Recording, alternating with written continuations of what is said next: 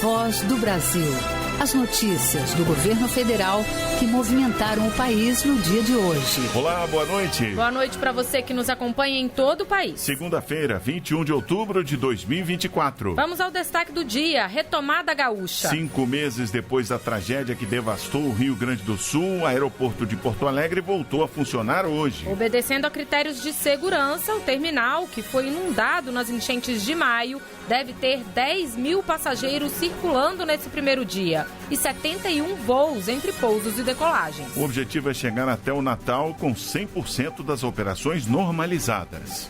E também na Voz do Brasil de hoje, habitação. Ministério das Cidades autoriza a construção de quase 2.000 unidades do Minha Casa Minha Vida em 12 municípios. Cerca de 7 mil pessoas vão ser beneficiadas em um investimento de quase 310 milhões de reais. E ainda, ciência e desenvolvimento. Novos editais lançados pelo Ministério da Ciência, Tecnologia e Inovação vão garantir investimentos em pesquisas, especialmente nas regiões Norte, Nordeste e Centro-Oeste. A ministra Luciana Santos detalha como os mais de 3 bilhões de reais serão aplicados para reduzir as desigualdades regionais. Hoje, na apresentação da Voz do Brasil, eu, Mariana Jungmann e Luciano Seixas. E acompanhe a gente ao vivo. Acesse radiogov.ebc.com.br ou acesse o canal Gov na sua TV aberta.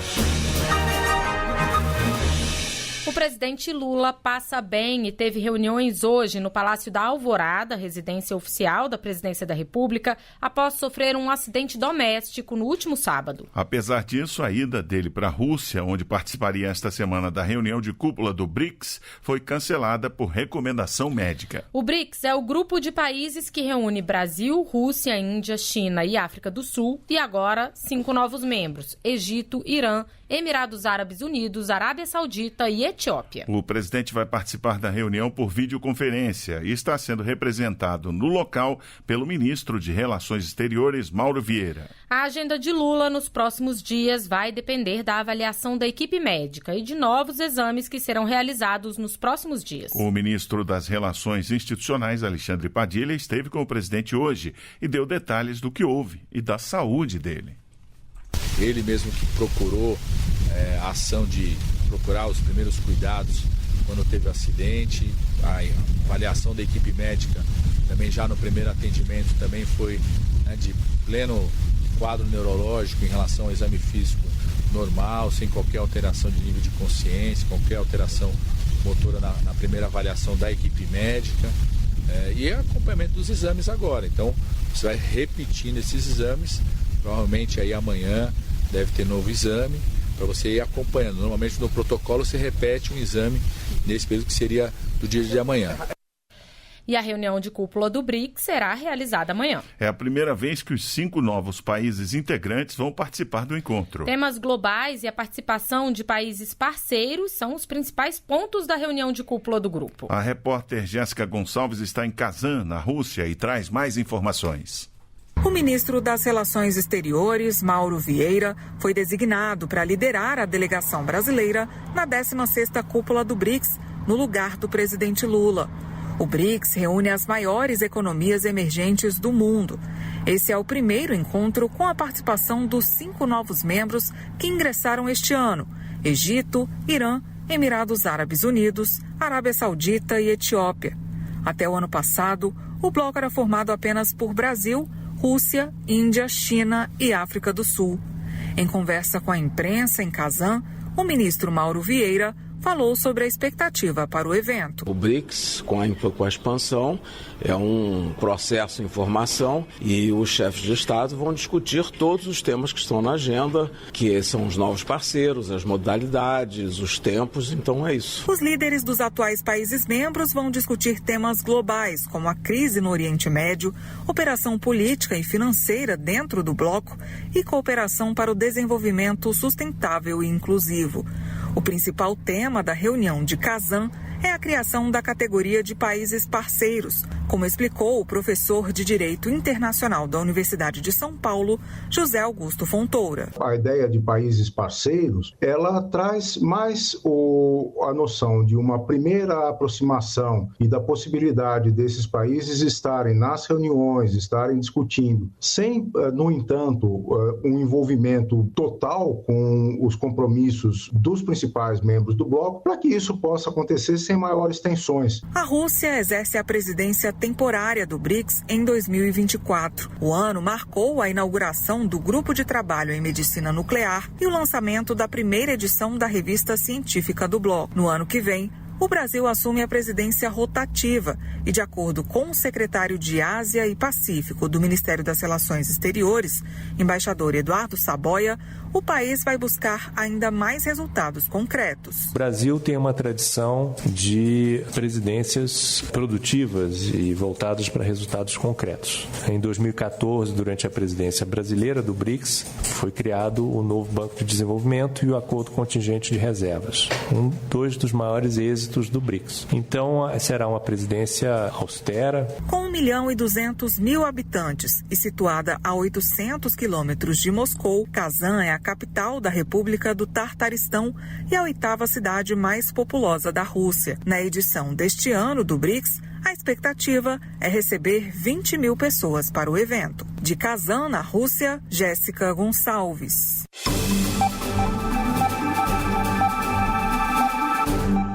Na semana passada, o Ministério de Ciência, Tecnologia e Inovação, em parceria com outros órgãos do governo e fundações que apoiam a pesquisa, lançaram um pacote de 3 bilhões e 100 milhões de reais para a ciência e tecnologia. Ao todo, são 5 editais que vão atender principalmente Norte, Nordeste e Centro-Oeste. Sobre esses assuntos, nós conversamos hoje mais cedo com a ministra da Ciência, Tecnologia e Inovação, Luciana Santos. A entrevista gravada você acompanha agora. Ministra, boa noite. A gente queria começar falando sobre o primeiro edital que foi lançado, que vai ter 1 bilhão e 500 milhões de reais para o programa dos Institutos Nacionais de Ciência. Queria então que a senhora começasse explicando qual que é o trabalho desses institutos, no que esse dinheiro vai ser aplicado. Muito boa noite. Para mim está sendo um prazer, uma honra falar e conversar com todos vocês, com os telespectadores. Então, Mariana, muito boa noite, Luciano também. Na verdade, são ao todo 5 editais, né? São investimentos de 3,1 bilhões de reais, somando tudo, e o primeiro, mais robusto, né? Quase metade desses recursos vão ser para o Instituto Nacional de Ciência e Tecnologia. Nós temos 202 institutos nacionais de ciência e tecnologia no país e o grande desafio, né, e o grande diferencial desses institutos é a gente fazer com que os institutos nacionais funcionem em rede. O que é que isso significa?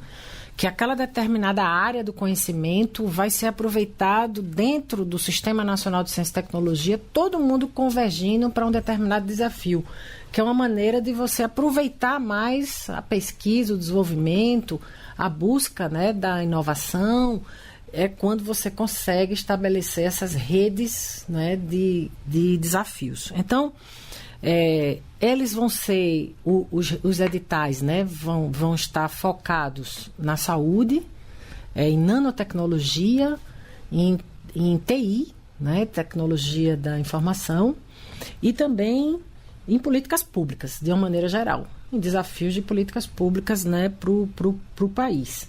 Então, os institutos hoje, para além de fazer pesquisa e desenvolvimento, eles fazem desde pesquisa básica até pesquisa de ponta, aquela que já está na fase final do amadurecimento e é um serviço, uma solução para qualquer desafio nacional. Também forma recursos humanos qualificados, né? Esse é um dos papéis importantes dos institutos nacionais, e garante transferência de conhecimento e inovação. Além de uma das pilares da nossa política pública de ciência e tecnologia, é a internacionalização, que é isso também, uma cooperação com o que há de conhecimento naquele determinado desafio temático e assim possibilitando uma abrangência ainda maior de soluções. Perfeito. Os institutos, então, vão usar nestes projetos, né, essa verba, mas como é que o dinheiro vai chegar na prática lá no Instituto?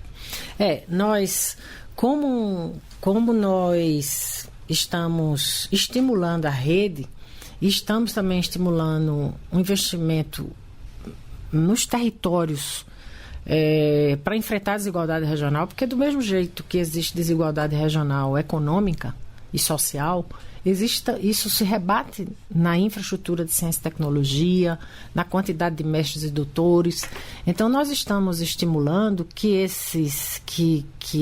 os editais, eles vão estimular necessariamente uma instituição, uma vai capitanear, não é, de alta qualidade, mas nós vamos estimular que pelo menos uma região, um dos territórios centro-oeste, norte ou nordeste, possa estar no projeto. Como é que faz? Faz o edital é uma chamada pública, e aí esse Instituto Nacional, capitaneado por outros, né? Quer dizer, capitaneia outros, mas o projeto terá mais pontos se ele contemplar institutos da região Nordeste, Centro-Oeste e Norte, para a gente enfrentar a desigualdade regional. Nesse caso, a senhora está se referindo ao edital do PROINFRA Desenvolvimento Regional, não é isso? Que vai ter 600 milhões? Isso. Esse também. Ambos têm essa variável. Ambos têm esse estímulo. O dos 600 milhões, ele é exclusivo para a região Norte, Nordeste e Centro-Oeste. Eles serão recursos de infraestrutura de pesquisa. O que é isso? Laboratório, equipamentos, insumos. Então, esse é específico para a infraestruturas dos laboratórios, dos institutos de pesquisa, e esses vão ser exclusivos para as regiões Nordeste e Centro-Oeste. E por que, ministra? Existe aí um déficit de pesquisas e pesquisadores nesses lugares, nessas regiões? É porque é um histórico, né, de déficit de tudo aquilo que significa condições para poder desenvolver pesquisa e desenvolvimento, seja de instituições de ensino, nas próprias universidades, que o presidente, foi no ciclo do presidente Lula que mais se expandiu as universidades do país, seja de formação de profissionais, de mestres, doutores e de infraestrutura. Então, quando a gente abre os editais, e a gente fez isso desde o ano passado, que nós decidimos que 30% do PROINFRA, que é o primeiro projeto do FNDCT, um dos programas mais robustos, teria que ter, no mínimo, 30% de projetos do Norte, Nordeste e Centro-Oeste. E ainda assim, quando a gente fez o balanço final, existem estados inteiros que não foram contemplados. Por isso que a gente resolveu fazer um exclusivo para a região Nordeste e Centro-Oeste e ainda estimular contrapartida dos estados, para poder garantir que a gente tenha mais fontes, né, de investimento para aqueles determinados, para aquele território, né? Isso é um déficit histórico que, em função de estruturas do Sistema Nacional de Ciência e Tecnologia, tipo a FAPESP, que é mais antiga, que é uma das primeiras instituições de fundação de amparo à pesquisa do Estado de São Paulo, ou mesmo em função de terem equipamentos já consolidados. Por exemplo, agora nós temos o CNPEM, que é o Centro Nacional de Pesquisa em Energia e Materiais, que tem o Sirius. Então, o Sirius acaba atraindo mais investimentos, porque é um equipamento muito sofisticado. Então, tanto é que o NB4, que é o Laboratório de Segurança Máxima de quarta geração, que vai possibilitar a manipulação de patógenos, que é fungos, bactérias de quarta geração, será um equipamento único no mundo. Mas como o acelerador de partículas é lá, então o laboratório fica lá. Então, você cria um ciclo que, para você fazer com que muita coisa se direcione para outra região, ou você é proativo, ou você não... Porque sempre os projetos, em função dos mestres, doutores, muito concentrado, e em função da infraestrutura acumulada, você não vai enfrentar a desigualdade na ciência e tecnologia. Então a gente cria um ciclo que você ou é proativo, ou você estabelece metas, ou você não consegue fazer com que se tenha infraestrutura de pesquisa para essas regiões. Agora, ministra, então a gente já falou sobre o primeiro edital do Programa Nacional dos Institutos Nacionais de Ciência, que vai ter 1 bilhão e 500 milhões. Falamos também do segundo, que é o ProInfra para Desenvolvimento Regional, que tem mais 600 milhões específico para as regiões Norte, Nordeste e Centro-Oeste. E eu queria que a senhora falasse também da chamada Universal, né, que é outro edital, ou não sei se é uma parte desses editais, a senhora pode explicar para a gente, que vai destinar mais 450 milhões, e aí eu queria que a senhora explicasse como é que vai funcionar. Esse só completando, Mariana, que para esses 600 milhões de infraestrutura, para cada real que o Estado der colocar na infraestrutura, a gente vai colocar 4 a mais. No Nordeste e Centro-Oeste serão 3. Serão 3. Se um desses estados colocar R$1 na sua Fundação de Apoio e Amparo, que são instituições estaduais, o nosso Fundo Nacional de Desenvolvimento de Ciência e Tecnologia, o nosso Ministério, vai triplicar, que é uma maneira de você estimular também o investimento dos estados em ciência e tecnologia. A parte dos editais, do edital universal, é CNPq, não é? Porque o fundo a gente passa para o CNPq, porque são 3 que abrange infraestrutura, pesquisador, que é os institutos nacionais, o ProInfra regional e o Parque Tecnológico. Aí tem 2 que é para pesquisadores, que é via CNPq, mas também é recurso do Fundo Nacional de Ciência e Tecnologia. Então, a chamada universal é de 450 milhões. O que é isso? Ela é bem aberto. Ele já está dizendo, é universal. Ele não direciona qual tipo de desafio temático. Ele deixa aberto, e isso é muito atrativo para os pesquisadores e mestres, doutores que compõem, que participam das universidades, dos institutos, que na maioria deles são públicas, né? Então, a gente, com o valor do CNPq, a gente vai fortalecer cada vez mais o papel dos pesquisadores e pesquisadoras do país. Maravilha. Muito obrigado, ministra. A gente agradece a sua participação aqui na Voz do Brasil. Eu que agradeço. Estou sempre à disposição, e sempre que vocês quiserem e puderem, estarei aqui a postos para a gente poder fazer bons anúncios. O aeroporto Salgado Filho, em Porto Alegre, voltou a operar hoje, depois de 5 meses fechado. O terminal esteve inoperante por conta das fortes enchentes que atingiram o Rio Grande do Sul. As primeiras aeronaves a pousar no início da manhã estavam caracterizadas de forma especial, com elementos da cultura gaúcha e bandeiras do estado. E os passageiros foram recepcionados com festividades no saguão do aeroporto. Neste primeiro dia, até 22 horas, estão previstos 71 voos, com quase 10 mil passageiros circulando por lá. O ministro da Secretaria de Comunicação Social da Presidência da República, Paulo Pimenta, destacou o esforço coletivo do governo federal para que essa retomada fosse possível. Hoje é um marco, acho que talvez o mais importante marco do recomeço. E todo o esforço, todo o trabalho que foi feito, tempo recorde, garantir com o Tribunal de Contas, com a AGU, 425 milhões do reequilíbrio do contrato. Então, sem a participação do governo federal, seria impossível a gente estar aqui nesse momento. Todo mundo realmente estava muito emocionado. E temos agora um cronograma para que antes do Natal a gente possa estar com o aeroporto 100% funcionando, também com os voos internacionais. A retomada dos voos será realizada de forma gradual e vai cumprir os critérios internacionais de segurança. E o governo federal está atuando também de forma preventiva para impedir que tragédias climáticas como a desse ano voltem a acontecer. De acordo com o ministro Paulo Pimenta, já existem recursos assegurados para ações no sistema de proteção contra enchentes. Os investimentos vão chegar a quase 9 bilhões de reais.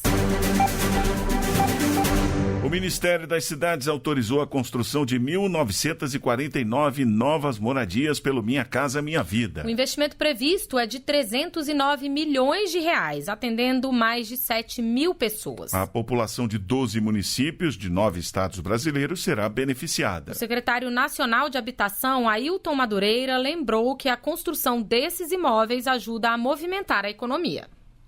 Essas construções, além de levar moradia digna para quem mais precisa, elas movimentam a economia local. Na construção desses imóveis é empregada mão de obra local, compra de materiais, que movimentam a economia e que dinamizam o PIB de todo o Brasil, com investimento estimado de mais de 300 milhões de reais. No total, já autorizamos a contratação de mais de 88 mil imóveis, totalizando 14 bilhões de reais em investimentos do Minha Casa Minha Vida. Todas as casas e apartamentos serão construídos em áreas urbanas consolidadas ou em expansão e terão acesso à rede elétrica, saneamento, educação, saúde, comércios e transporte público coletivo. Implantes hormonais que prometem melhoras na saúde e na beleza. Mas que, além de não terem a eficácia comprovada para esses fins, têm resultado em efeitos colaterais negativos para vários pacientes. A Anvisa publicou uma medida proibindo o uso e a venda desses implantes, em alguns casos conhecidos como chips da beleza. A Anvisa, Agência Nacional de Vigilância Sanitária, suspendeu a comercialização e uso de implantes hormonais manipulados, conhecidos como chips da beleza. Eles são feitos em farmácia de manipulação com diversos hormônios, inclusive substâncias que não possuem avaliação de segurança para essa forma de uso. A medida foi adotada após a Anvisa receber várias denúncias de entidades médicas que indicam crescimento de problemas de saúde em pacientes que usam esses implantes, como disse a diretora da Federação Brasileira das Associações de Ginecologia e Obstetrícia, Lia Cruz. Segundo ela, houve relatos de efeitos indesejáveis e perigosos para os pacientes. Foi a gente começar a receber eventos adversos, como acne, até nas costas, alopecia, essa queda de cabelo na lateral, efeitos androgênicos que são de masculinização em mulheres, alguns deles até irreversíveis, como aumento do clitóris, engrossamento da voz ou rouquidão, e alterações cardiovasculares, muitas alterações metabólicas, de colesterol, de aumento da pressão, de alterações cardíacas.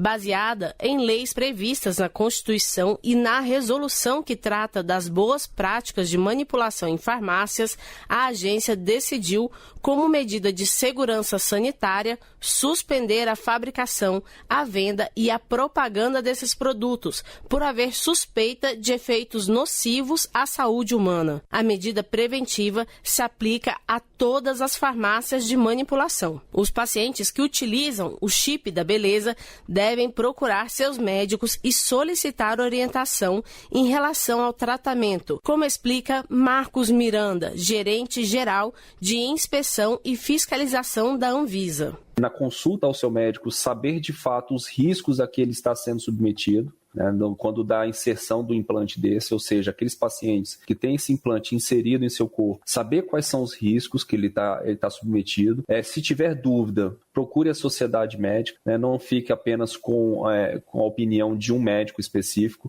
saiba de fato o risco que ele está correndo à sua saúde. O paciente que apresentar alguma reação pelo uso desse tipo de implante hormonal deve fazer a notificação pelo site da Anvisa, no endereço gov.br/Anvisa. Reportagem Raquel Mariano. O sinal de internet está sendo testado em todo o país pelo Ministério das Comunicações em parceria com a Agência Nacional de Telecomunicações, a Anatel. É a Blitz da telefonia móvel, que passará por mais 3 capitais até o final de outubro. Rio Branco, no Acre, Florianópolis, em Santa Catarina e Porto Alegre, no Rio Grande do Sul. O objetivo é avaliar como está a cobertura e a velocidade de conexão dos sinais 4G e 5G das 3 maiores operadoras que atuam no país. Após as vistorias, as operadoras terão 6 meses para corrigir as eventuais falhas que forem encontradas.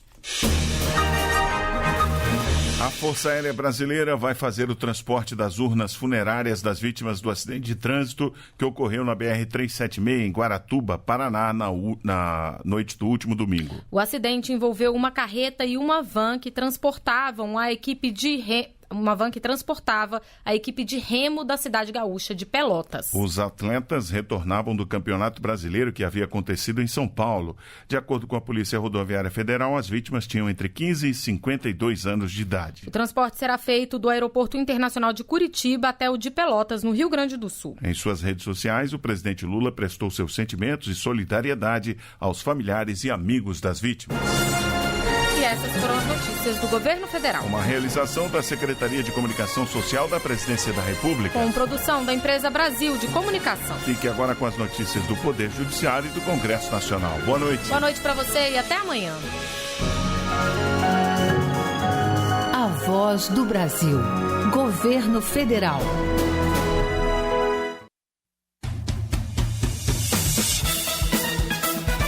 Você vai ouvir agora notícias do Poder Judiciário.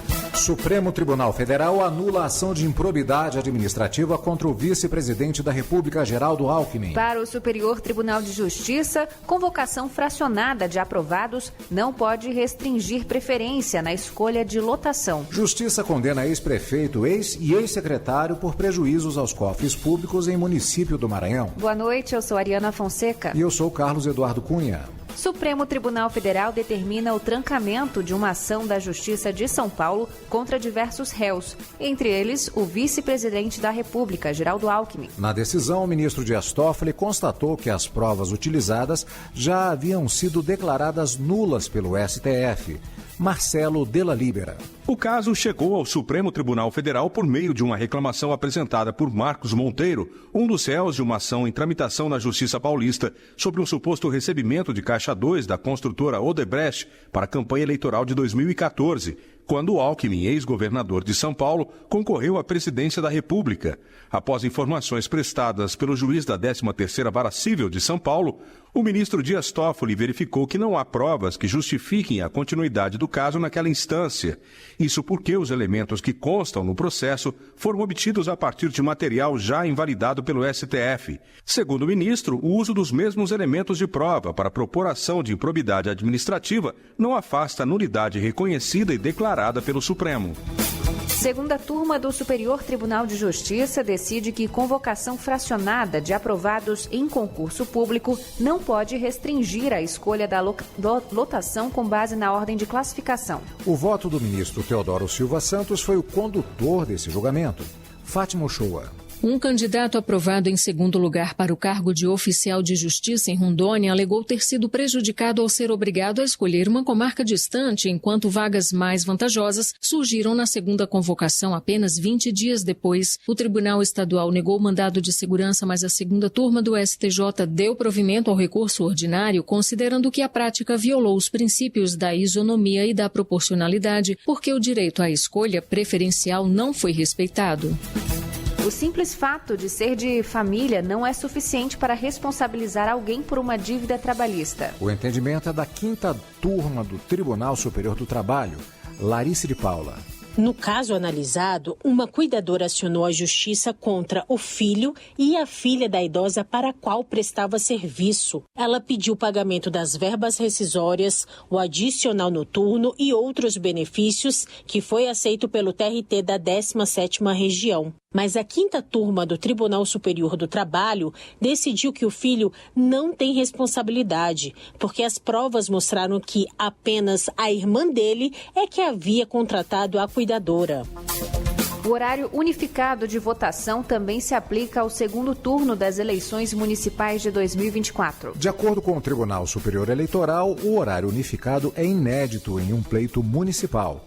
Maíla Lara. No próximo domingo, 27 de outubro, o segundo turno de votação será no horário unificado, ou seja, das 8 da manhã às 5 da tarde no horário de Brasília. E por isso os eleitores e eleitoras de Campo Grande, Cuiabá, Manaus e Porto Velho, que estão em fuso horários diferentes, precisam ficar atentos ao relógio no dia da votação.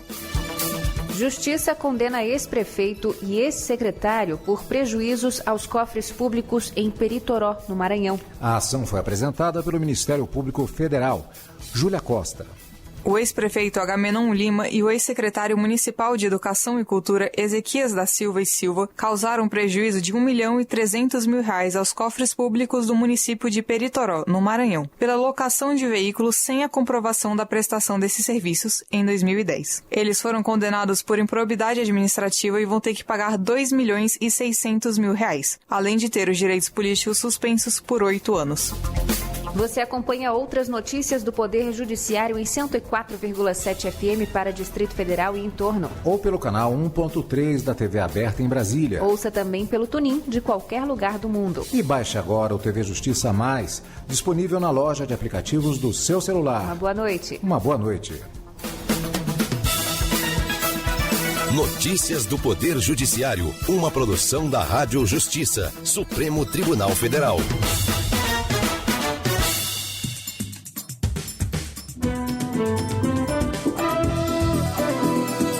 Está no ar o Jornal do Senado.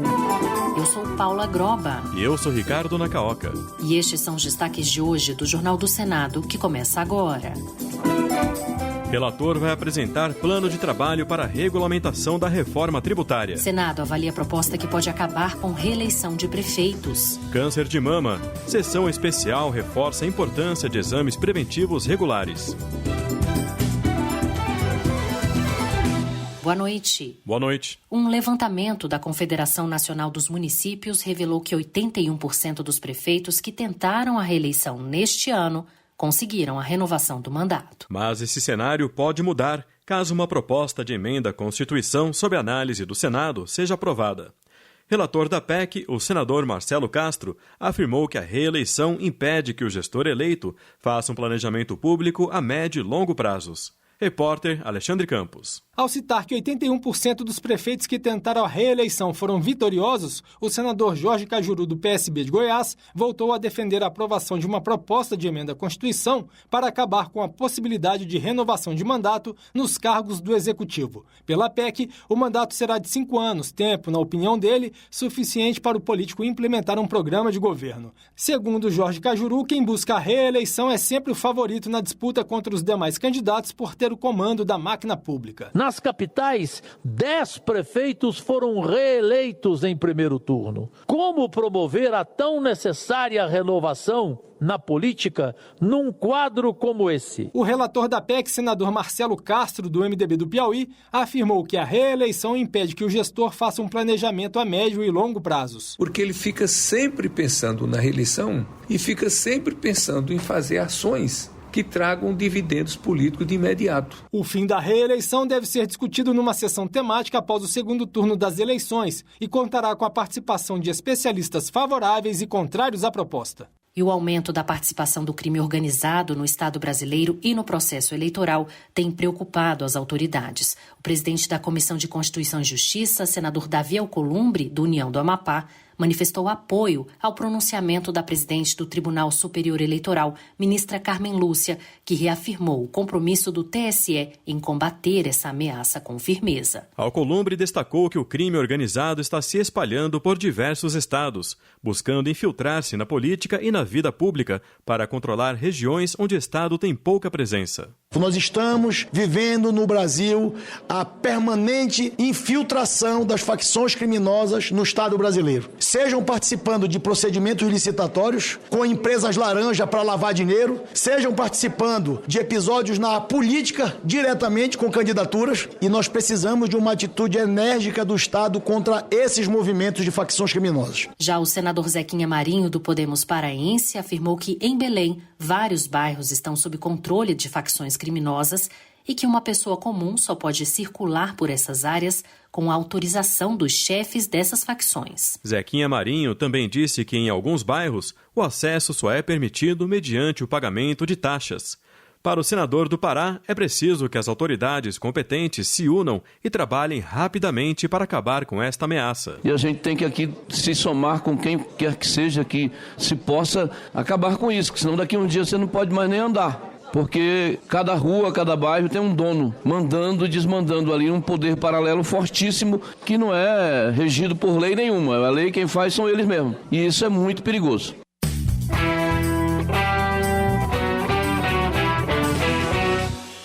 E seguiu para o plenário com urgência o novo regime disciplinar para a Polícia Federal. O texto moderniza a legislação dos servidores da PF, que já tem 60 anos, e também se aplica à Polícia Civil do Distrito Federal. Repórter Marcela Cunha. A proposta moderniza a legislação disciplinar dos servidores da Polícia Federal e altera os artigos que tratam de deveres e das transgressões, das penas disciplinares e imposição de penalidades. O regime jurídico também é aplicado para a Polícia Civil do Distrito Federal. O texto foi enviado pelo Executivo para atualizar a legislação, que é de 1965. Para o relator, senador Humberto Costa, do PT de Pernambuco, ela está obsoleta e precisa contemplar novas técnicas e aparatos utilizados na prática de infrações criminais na atualidade. Para o senador Omar Aziz, do PSD do Amazonas, é preciso incluir ainda as polícias militares e civis de todo o país.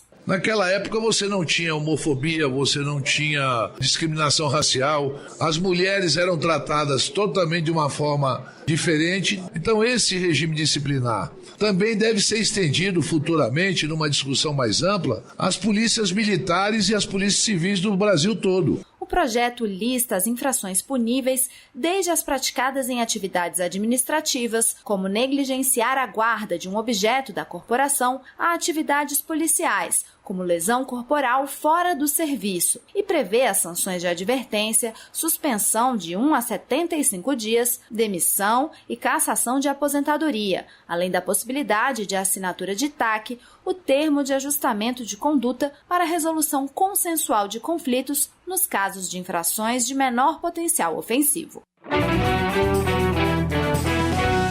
O senador Eduardo Braga deve apresentar nos próximos dias o plano de trabalho para análise da proposta de regulamentação da reforma tributária. A programação inclui audiências públicas com governadores, prefeitos e empresários. Já o senador Isalci Lucas quer que o projeto seja votado pela Comissão de Assuntos Econômicos e não apenas pela Comissão de Constituição e Justiça. A repórter Érica Christian tem mais detalhes. O senador Eduardo Braga, do MDB do Amazonas, deverá apresentar à Comissão de Constituição e Justiça, nos próximos dias, o plano de trabalho da regulamentação da reforma tributária. Entre os pontos estão a definição dos produtos e serviços que estarão isentos ou terão alíquotas menores ou maiores dos novos impostos e como será feito o chamado cashback, a devolução de tributos pagos pelas famílias de baixa renda.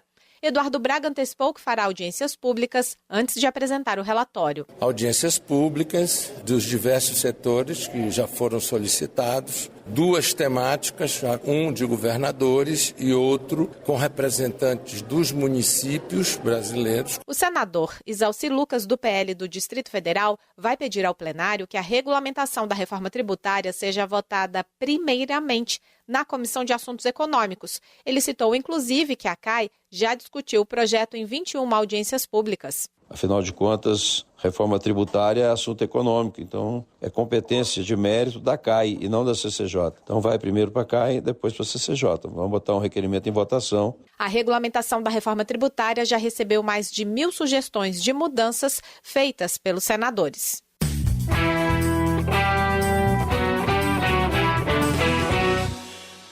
Em sessão especial hoje, o plenário do Senado destacou a importância da conscientização das mulheres sobre o câncer de mama. As convidadas ressaltaram que a prevenção, o diagnóstico precoce e o tratamento adequado são fundamentais para o combate à doença. Repórter Luiz Felipe Liázebra. Com a presença de mulheres, entidades de classe e autoridades, os senadores deram visibilidade à luta contra o câncer de mama numa sessão especial. A senadora Leila Barros, do PDT do Distrito Federal, ressaltou que a campanha do Outubro Rosa pode ser símbolo de esperança para quem enfrenta a doença. O Congresso Nacional tem aprovado leis que visam garantir o acesso ao diagnóstico e tratamento adequado. Esta é uma luta que transcende fronteiras fronteiras políticas, sociais e econômicas. A secretária do Ministério da Saúde, Ethel Maciel, defendeu mais recursos para garantir a continuidade dos serviços prestados no SUS. Já a oncologista doutora Andréia Araújo enfatizou a importância de exames preventivos e regulares. E o diagnóstico precoce do câncer de mama propõe uma cura de até 90%. Então, mulheres, se olhem, se toquem, amamentem, façam exames de imagem regularmente, façam atividade física. O Senado celebra o Outubro Rosa com diversas ações, como a iluminação especial dos prédios e uma exposição fotográfica de mulheres que venceram o câncer de mama.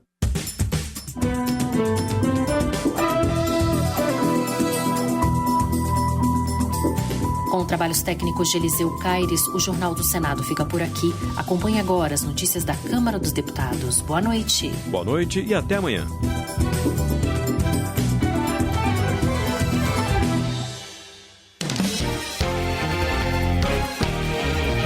Jornal Câmara dos Deputados. Avança nas comissões proposta que criminaliza fotografia íntima sem autorização. Comissão aprova projeto que reconhece cidades resistentes a desastres climáticos. Câmara inaugura Outubro Rosa com exposição de fotografias e projeção de frases. Boa noite. A Câmara abre os eventos relacionados ao Outubro Rosa com exposição fotográfica e projeção de frases no Congresso Nacional. A repórter Emanuele Brasil tem mais detalhes sobre os eventos. A Câmara dos Deputados iniciou nesta semana as ações de conscientização sobre a prevenção e o diagnóstico precoce do câncer de mama, o chamado Outubro Rosa, com a abertura da exposição fotográfica Mulheres em Niemeyer e a projeção de informações sobre o câncer de mama no prédio do Congresso Nacional. O objetivo da campanha, realizada anualmente desde o início da década de 1990, é compartilhar informações e promover a conscientização sobre a importância da detecção precoce da doença para aumentar as chances de cura e reduzir os casos de mortalidade. O Ministério da Saúde estima que o câncer de mama responde por cerca de 28% dos casos novos de câncer em mulheres atualmente. Esse tipo de câncer é o segundo de maior incidência no país, respondendo por 1 em cada 10 casos, conforme relatório do Instituto Nacional do Câncer de 2023. Segundo a deputada Érica Cocai, do PT do Distrito Federal, o esforço da bancada feminina é para aperfeiçoar o acompanhamento das mulheres diagnosticadas e reduzir o intervalo entre o diagnóstico e o tratamento. Eu diria que a gente já avançou muito aqui na Câmara em vários procedimentos para que nós tenhamos a celeridade no diagnóstico, ao mesmo tempo a celeridade no próprio tratamento. Então eu diria, diagnóstico precoce ou mais célere possível, ao mesmo tempo tratamento que possa ser imediatamente ofertado. Isso faz com que as mulheres superem o câncer de mama. Quando falha a atenção à saúde, no que diz respeito ao enfrentamento ao câncer de mama, nós vamos ter os efeitos e os agravos da doença de forma muito mais intensa. Na mesma linha, o deputado Wellington Prado, do Solidariedade de Minas Gerais, que preside a Comissão Especial sobre o Combate ao Câncer no Brasil, reforçou que muitos casos de câncer têm cura, quando detectados de forma precoce e tratados adequadamente.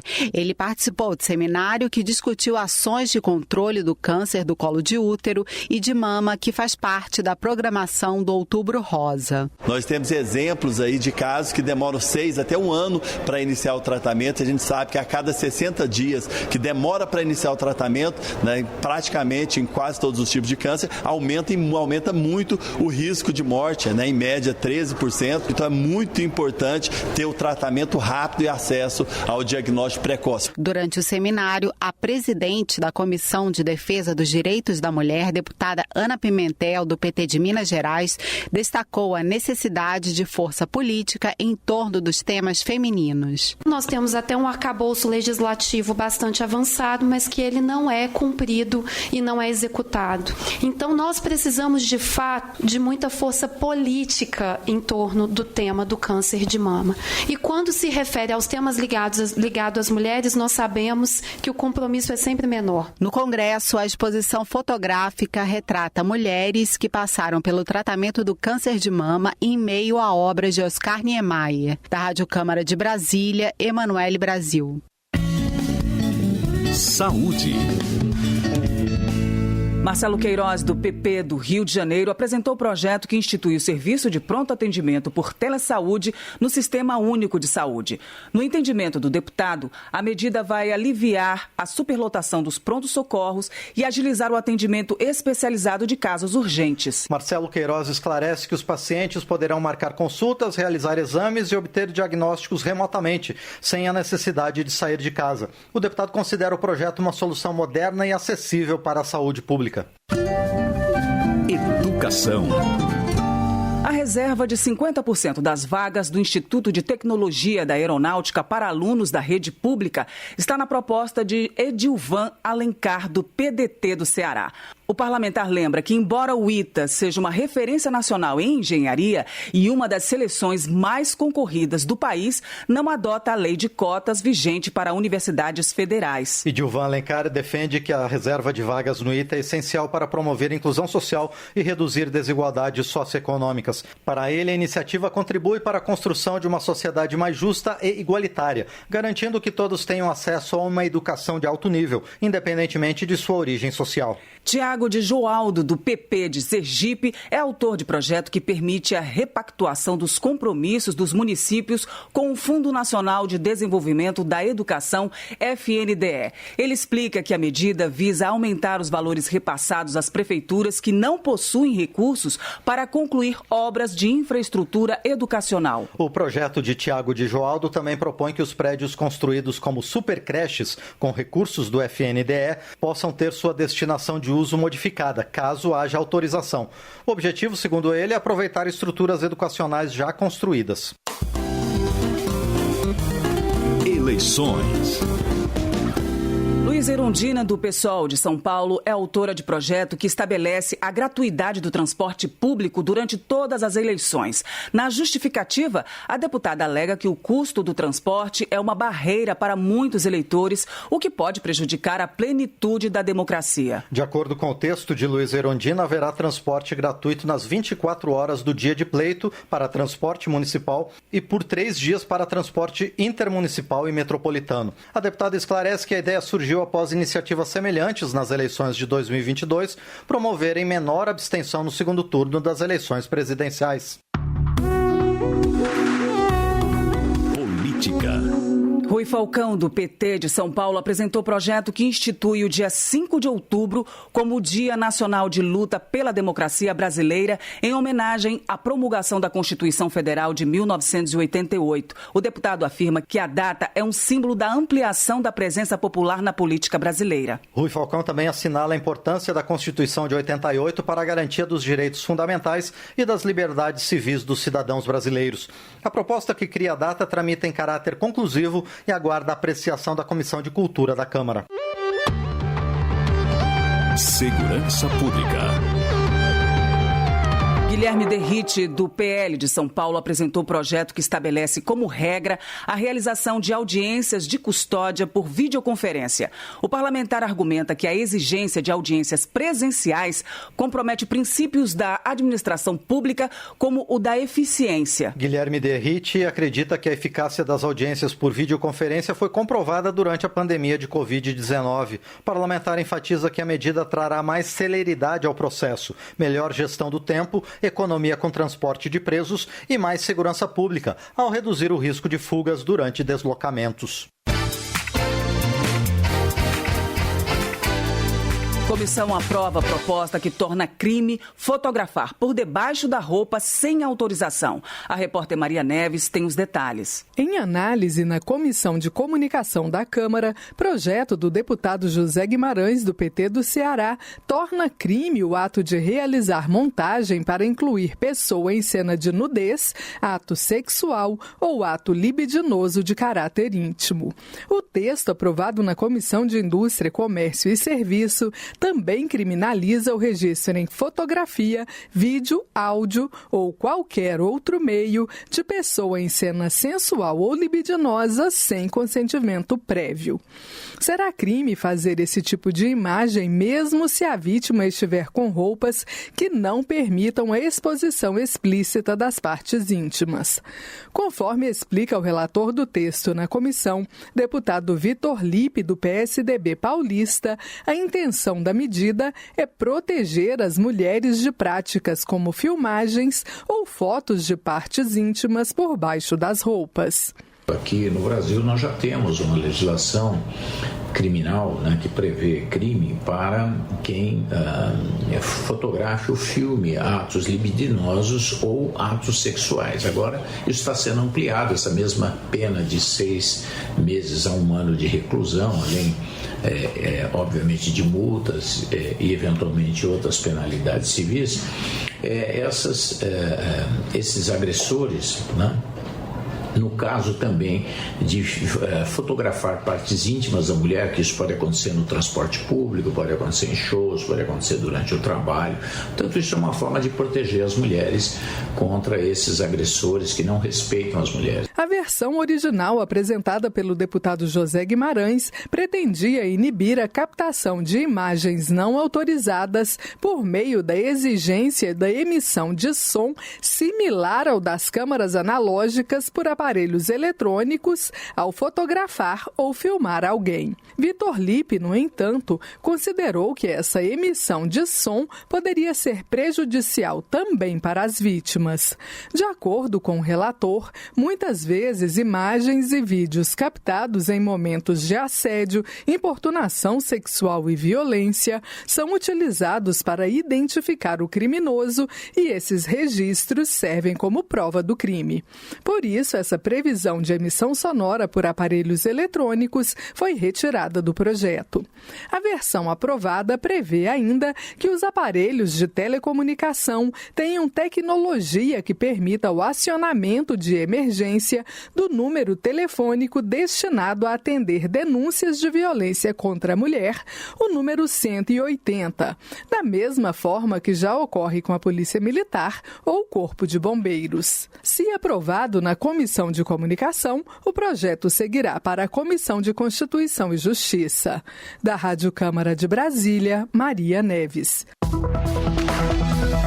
O projeto de lei quer tornar imprescritível o crime de estupro de vulnerável. O autor da proposta, Vinícius Gurgel, do PL do Amapá, ressalta a importância da medida, uma vez que muitas vítimas demoram anos para denunciar seus abusadores. Vinícius Gurgel também alerta para a gravidade do abuso sexual de crianças e adolescentes no Brasil, com uma média de 4 vítimas por hora. O deputado conta que os crimes causam danos profundos na vida das vítimas, desde a destruição da infância até o comprometimento do desenvolvimento emocional e psicológico. Justiça.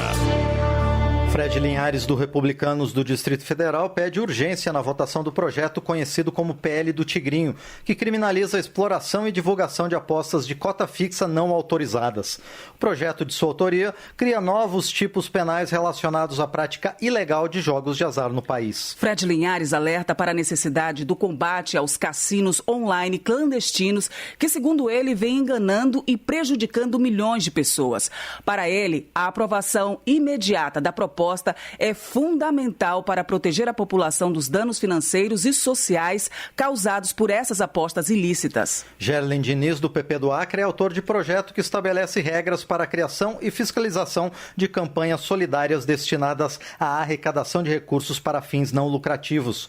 Segundo o deputado, a proposta busca regulamentar a proliferação de vaquinhas online fraudulentas. Gerlen Diniz acredita que golpistas vêm explorando a generosidade dos brasileiros por meio de campanhas falsas, muitas vezes utilizando casos reais de sofrimento para enganar o público. O deputado enfatiza a importância de o legislativo contribuir com a criação de normas mais rígidas, garantindo mais controle e transparência nesse tipo de iniciativa. Direitos Humanos. O projeto de Sargento Faur, do PSD do Paraná, proíbe o pagamento de auxílios e benefícios sociais a condenados por crimes previstos na Lei de Drogas. O deputado defende que a exclusão desses indivíduos dos programas assistenciais é uma medida necessária para preservar a moralidade administrativa e proteger os recursos públicos. Sargento Faur explica que a proposta prevê a análise de antecedentes criminais no momento da concessão ou renovação dos benefícios sociais. Para o deputado, a aprovação da matéria vai garantir que os recursos dos contribuintes sejam destinados exclusivamente a quem realmente necessita. Desenvolvimento Regional. Concessionárias de energia elétrica podem ser obrigadas a substituir as redes aéreas por subterrâneas, conforme prevê projeto de Marcelo Crivella, do Republicanos do Rio de Janeiro. O deputado argumenta que a intenção é modernizar a infraestrutura elétrica das cidades com mais de 300 mil habitantes e aumentar a segurança e a eficiência do serviço. Marcelo Crivella acrescenta que a rede subterrânea previne apagões causados por eventos climáticos extremos, como os que estão afetando São Paulo. Além disso, o parlamentar menciona a redução da poluição visual nas cidades e a economia com a diminuição de furtos de cabos. Meio Ambiente.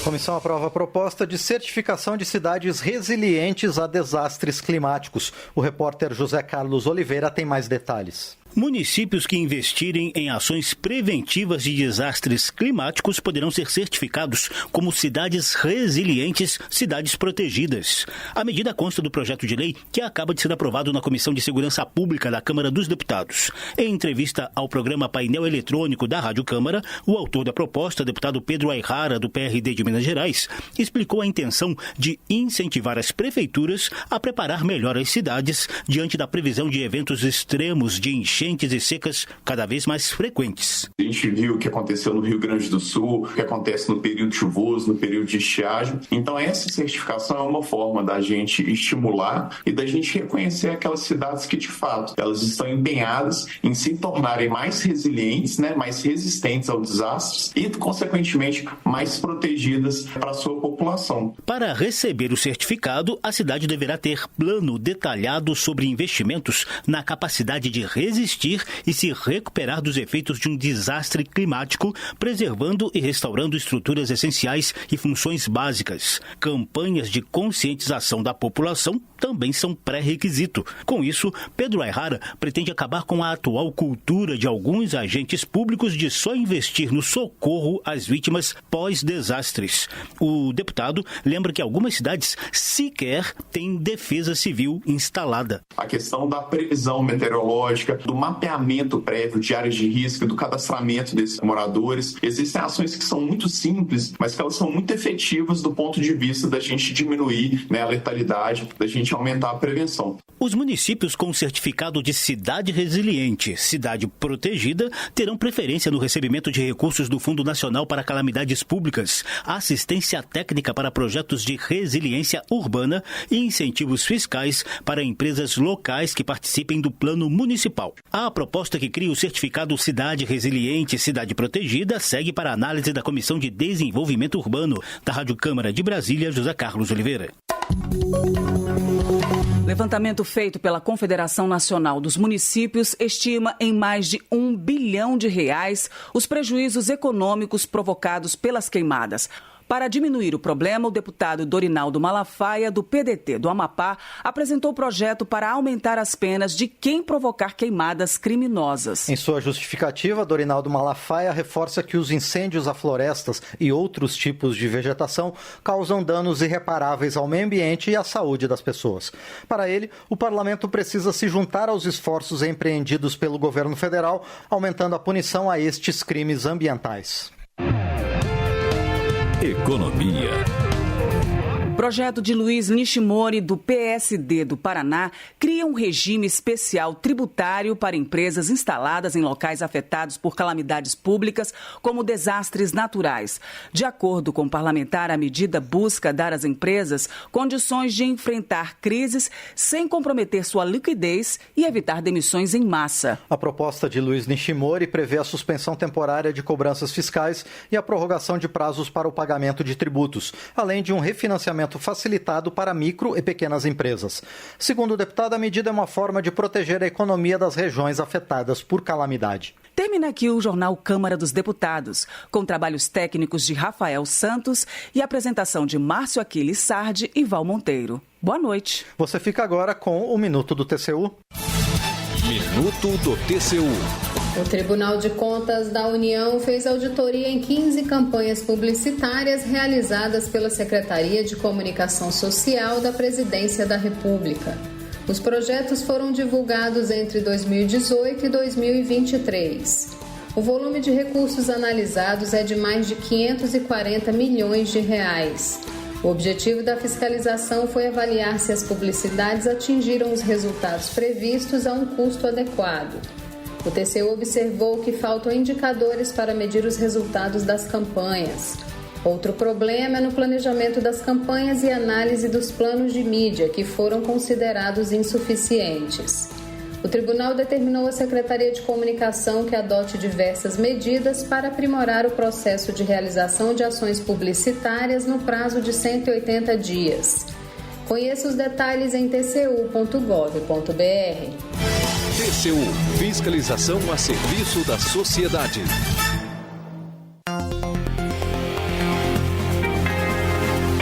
Você ouviu A Voz do Brasil. Boa noite.